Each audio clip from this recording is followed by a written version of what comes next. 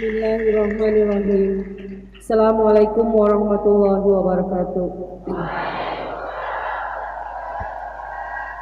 Alhamdulillahirabbil alamin wassalatu wassalamu ala asyrafil anbiya'i wal mursalin wa ala alihi wa sahbihi wasallim ajmain. Alhamdulillah kita bisa ketemu lagi di haul Aba yang ke-12. Jadi hari ini 12 tahun Abah meninggalkan kita secara jasad, tetapi secara semangat, zahir Abah tetap ada di sini, membimbing kita, mengarahkan kita, mengawali kita, dan mengawasi kita. So, no hanky-panky, jangan macam-macam, jangan aneh-aneh, jangan bikin salah, apalagi dosa dan maksiat di Al-Asriyah Nurul Iman. Kerana tempat ini adalah tempat yang dibangun ikhlas untuk mendidik bangsa Indonesia untuk menjadi pemimpin yang fatonah, amanah, siddiq untuk tabligh. Itu saja. Very simple. Tidak ada yang aneh-aneh, tidak ada tujuannya untuk mencari kekayaan, menjadi orang terkenal, menjadi orang hebat, disanjung-sanjung oleh semua orang. Tidak. Ini sebagai penerus kepemimpinan Abah Habib Segaf bin Mahdi bin Syekh Bakar bin Salim, anak-anak Umi, Ahlul Bait, ustaz-ustazah yang alhamdulillah sudah dulu mondok di sini, sekarang mengajar di sini, dan itu yang sangat Umi banggakan. InsyaAllah semua ustaz-ustazah bisa menjadi pengikut-pengikut Rasulullah SAW yang sangat-sangat didambakan. Dan insyaAllah ustaz dan ustazah bisa melanjutkan pendidikan sampai ke doktor dan profesor doktor. Jadi Umi kepingin dan Umi inginkan semua murid-murid Habib Segaf bin Mahdi bin Syekh Bakar bin Salim harus melanjutkan pendidikan minal mahdi ilal lahdi.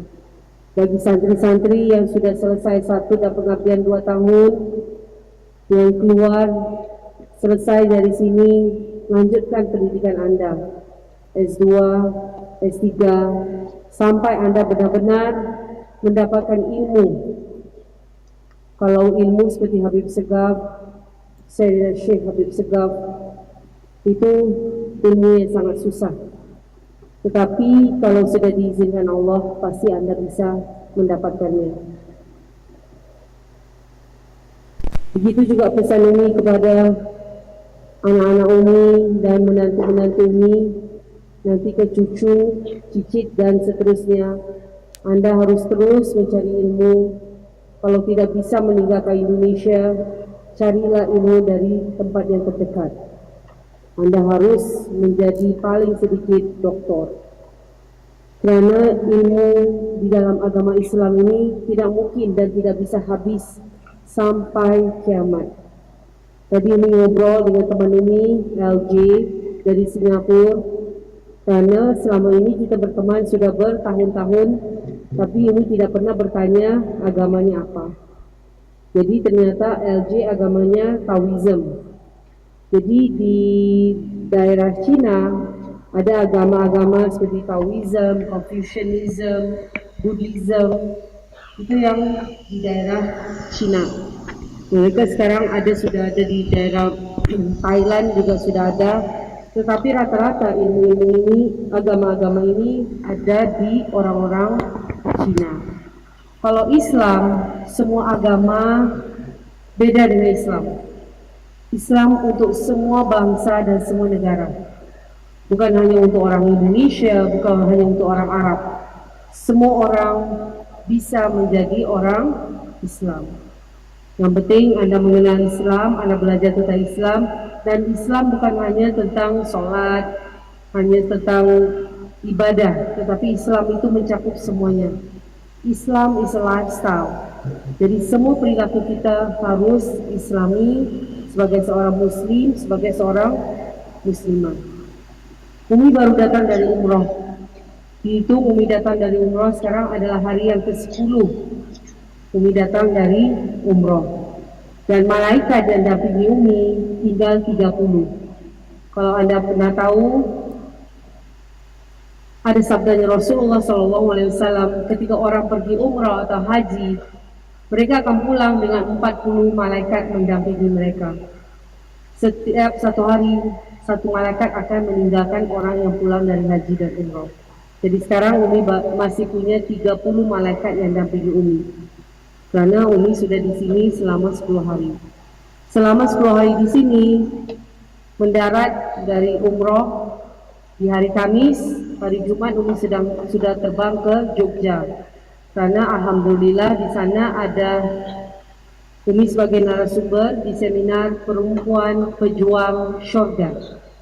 Dan itu yang Umi inginkan, bukan hanya perempuan, bukan hanya wanita, tetapi kita orang-orang pejuang syurga. Karena syurga harus diperjuangkan. It's not easy. Tidak hanya dengan makan tidur, happy-happy, senang-senang Anda bisa mendapatkan syurga. Masa sesuatu yang begitu indah, begitu mahal, didapatkan dengan cara yang mudah. Jadi seperti tadi Ustaz Saifuddin cerita, Habib Muhammad cerita bagaimana Abah walaupun sedang capek, walaupun sedang sakit, tetap Abah mengajar. Karena yang Abah kejar itu bukan hanya di dunia ini, tetapi apa yang Abah kejar itu adalah syurganya. Jadi Anda harus ingat, untuk mendapatkan syurga bukan dengan bersenang-senang, bukan dengan duduk ketawa-ketawa, itu bukan pejuang-pejuang syurga. Dan namanya pejuang syurga harus susah, harus sakit, harus capek untuk mendapatkan syurga. Ketika Anda sudah sampai ke tahap di mana Anda sudah tidak lagi merasakan sakit, merasakan capek, merasakan bosan, disitulah tahapnya insya Allah kita sudah dekat sama Allah Subhanahu wa Ta'ala. Jadi ketika Umi pergi umrah, sekarang sistem di umrah itu sudah sangat beda.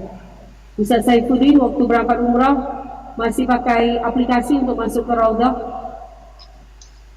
Masih. Jadi sekarang kalau masuk Raudah harus pakai aplikasi.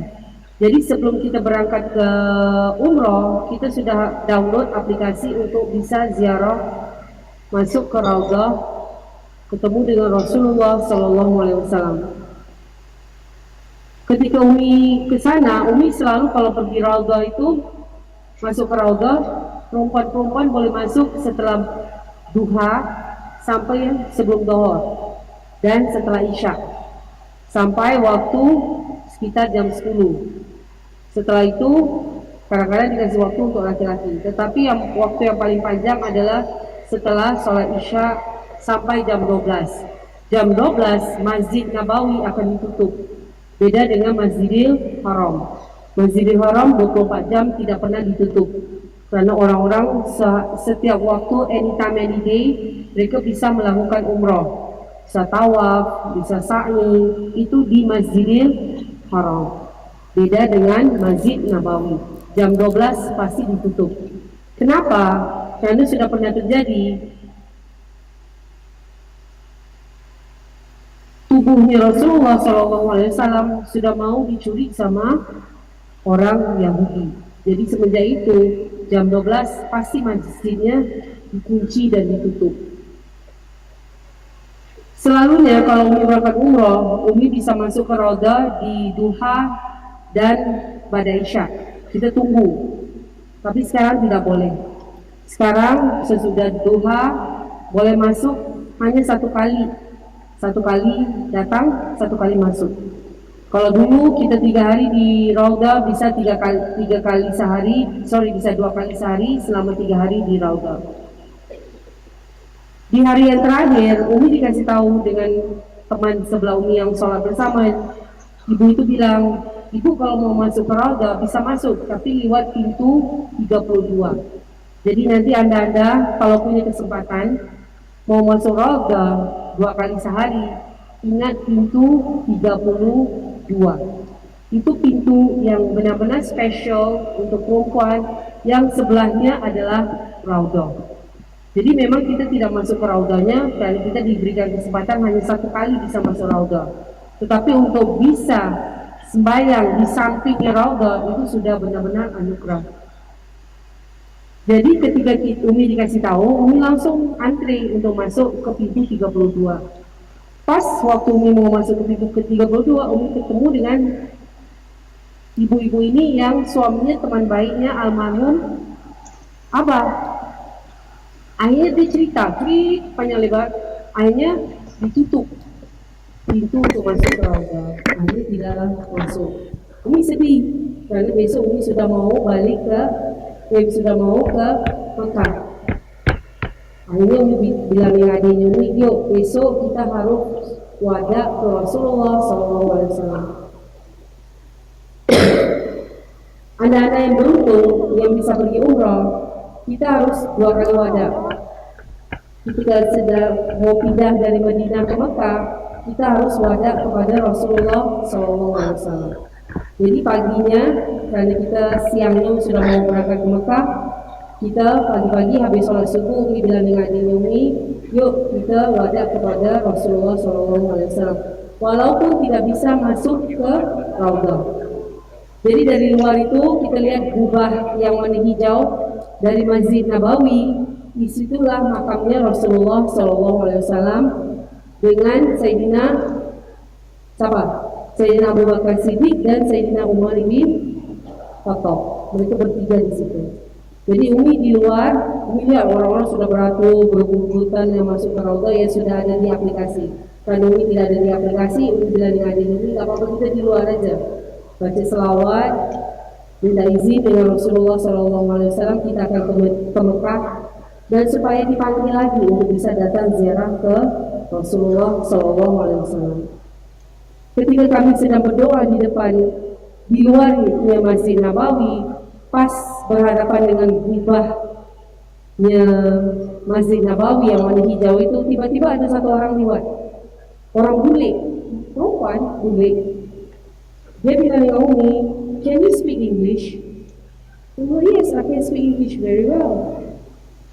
Terus dia bilang, if you want to go to raudhah, you just go through gate number 32. Jadi dia bilang dengan Umi, kalau Anda mau masuk raudhah, Anda langsung masuk lewat pintu 32. Terus Umi bilang dengan dia, Anda dari mana? Kok Anda bisa bahasa Inggris dengan baik? Karena Umi pikir dia orang Arab yang bule. Terus dia bilang, saya dari Bahrain. I'm from Bahrain. Terus orangnya langsung pergi. Umi dengan adik Umi langsung kita cepat-cepat cari pintu 32. Ternyata pintunya itu sepi, gak ada orang. Dan tidak ada orang banyak yang tahu tentang pintu 32 ini. Kita langsung buka sendal, masuk dengan gampang sampai ke tabir. Jadi ada tabir antara masjid dengan raudhah ini. Tabir putih. Langsung kita di sini, dari sebelah sini raudhah. Sudah banyak orang-orang yang sudah daftar aplikasi untuk masuk raudhah. Kita sangat di sini selama ini sampai jam. Itu wajah kepada Rasulullah SAW. Dan sebelumnya kalau kita masuk raudhah bisa di dalam raudhah selama 1 jam. Padahal kalau kita tahu di raudhah itu hanya boleh 10 menit. Setelah 10 menit langsung ditarik keluar oleh askar perempuan. Jadi Anda ingat, dan insya Allah doakan ada rezeki dari kami, dan insya Allah Habib Hasan, Habib Muhammad kita mau bikin travel untuk keluarga haji, dan insya Allah setiap tahun kita bisa bawa jamaah, kita bisa bawa besar dan besar untuk berangkat umroh. Jadi siap-siap harus punya tabungan supaya insya Allah kita sudah berniat untuk berangkat umroh, untuk berangkat haji, insya Allah itu ditabungkan.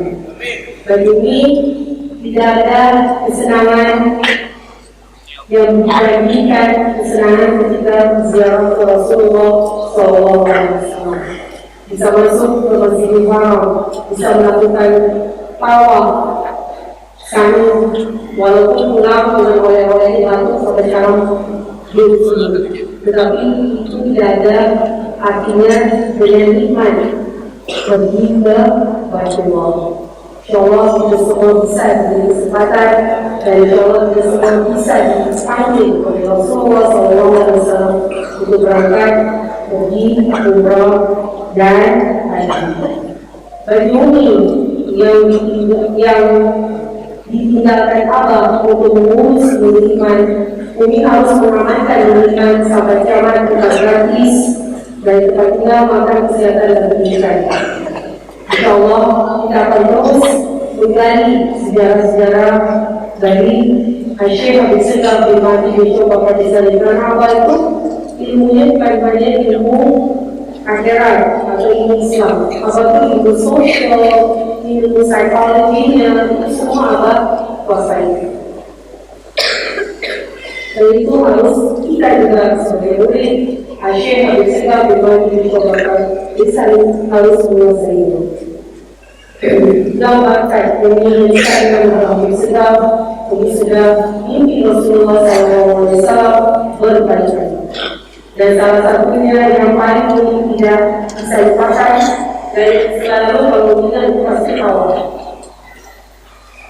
Jadi Habib Segaf, kalau Ustaz pernah lihat, abang itu kalau habis makan, kita sambung apa sekarang gamisnya, kalau Ustaz pakai lagi, gamisnya, di kakinya abang. Siapa yang pernah dari abang lakukan itu? Ustazah atau apa mungkin Ramadan sering lihat kan. Jadi Habib Segaf itu kalau habis makan kalau yang satu nanti angkat gamisnya, terus diusap kakinya, diusap tangannya yang masih basah itu ke bulu-bulu di betisnya. Ini selalu sama abang. Dia bilang abang malas memakai sebagai malas melakukan dengan tisu, belakangannya masak dengan bulu kakinya di betis. Ini benar tanya kenapa melakukan itu? Apa bilang pertama adalah sebab. Jadi awalnya belum ada. Ketika memiliki Rasulullah SAW, itu yang dilakukan oleh Rasulullah SAW. Memiliki penduduk kepada Rasulullah SAW di atas padang pasir. Rasulullah kita kopi apa besar Rasulullah SAW sobek kasih separuh. Rasulullah SAW makan kopi itu. Ini tidak makan. Ini kalau itu namun terpesona bulan-bulan dan tidak percaya bahwa bumi orang yang paling banyak dosa ini bisa mungkin Rasulullah SAW. Rasulullah SAW setelah makan, Rasulullah bersihkan tangannya, Rasulullah melakukan apa yang Allah lakukan. Angkat gamisnya, kelihatan betisnya yang kurus, bulu-bulunya yang menunjukkan kuat, dan Rasulullah mengusap jari-jarinya di betisnya Rasulullah SAW. Dalam ini langsung Allah. Ini dosa besar sama Allah, sama buruk sama Allah. Selama ini ternyata benar. Bid'ah pertama adalah sebab, dan ternyata Rasulullah SAW tidak menggunakan sebab. Rasulullah SAW mengusap jari-jarinya di betis, di bulu-bulu. Rasulullah SAW tidak akan boleh kambing seperti kita. Rasulullah SAW hanya memakan roti kering. Dan ini kita isi pada Rasulullah SAW untuk supaya dari itu bisa mengusap di betisnya Rasulullah SAW. Dan Rasulullah SAW mengizinkan untuk memegang di betis dan mengusap dari di betisnya Rasulullah SAW. Jadi moral story, kalau Anda mau mengikuti Rasulullah SAW, taat dengan guru. Ini taat dengan apa adalah guru. dan dari pemirsa menjadi Rasulullah SAW. InsyaAllah kita semua diberikan kepada yang terbaik. Kita semua akan sama-sama berkumpul di syurga Jannatul Firdaus dengan guru kita Syekh Abdul Segaf Imam Indonesia Wafat Salim, dan yang paling utama adalah Rasulullah SAW. InsyaAllah dengan tausiah yang begitu singkat tetapi bisa membekas di hati-hati Anda, supaya nanti Anda bisa ingat kehadiran guru, kehadiran Rasulullah SAW, dan taat kepada Allah Subhanahu Wa Taala. InsyaAllah semua urusan kita akan dipermudahkan dan dilancarkan, dan insyaAllah kita selamat dan sukses sampai ke syurga Jannatul Firdaus. Mohon maaf, doain batin. Wassalamualaikum warahmatullahi wabarakatuh.